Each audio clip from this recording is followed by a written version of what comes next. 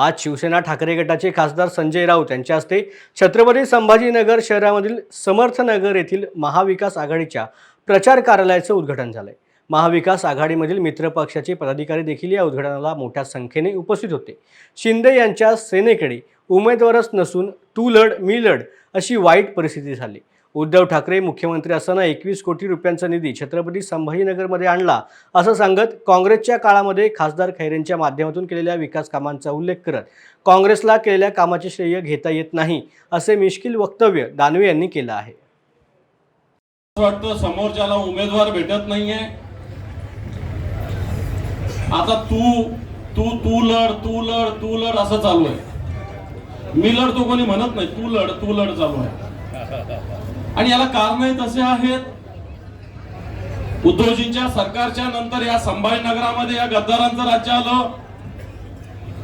उद्धवजींचं सरकार असताना या शहरासाठी तब्बल 2100 कोटी रुपये निधी आपण आणलेला होता। या 2100 कोटी मध्ये पिण्याच्या पाण्याची योजना उद्धवजीनं स्वतः उद्घाटन करून स्वतः पाहणी करून दररोज देखरेख ठेवून पाण्याच्या लाईनचं काम सुरू होतं। या शहरात वॉटर ट्रीटमेंट प्लांट केलं, या शहरात सिवरेज प्लांट केलं, या शहरात सफारी पार्कची सुरुवात झाली, या शहरात शिवसेना प्रमुखाचं स्मारक होतंय। या शहरात जवळपास 40,000 LED लाईट्स लावले गेले। या शहरातले रस्ते दुपदरीचे 4 पदरी झाले, अनेक उद्यानं विकसित झाले आणि हे सगळं शिवसेनेनं केलेले लक्षात ठेवा।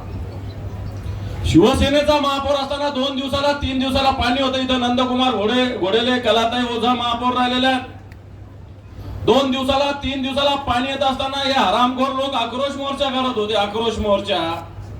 आता 8 दिवसाला आणि 9 दिवसाला पाणी येतं। यांचा आक्रोश यांच्या डोक्यात यांचे हांडे आपल्याला घालावे लागणार आहे, लक्षात ठेवा। कारण की समांतर जलवाणी त्याच खैरे साहेबांच्या प्रयत्नानं मनमोहन सिंग पंतप्रधान असताना, खरं तर काँग्रेसला श्रेय घेता येत नाही बऱ्याच कामाचं, खरंच घेता येत नाही काँग्रेसला, खरंच घेता येत नाही। खूप केलंय काँग्रेसवाल्यांनी पण बोलतच नाही लोक।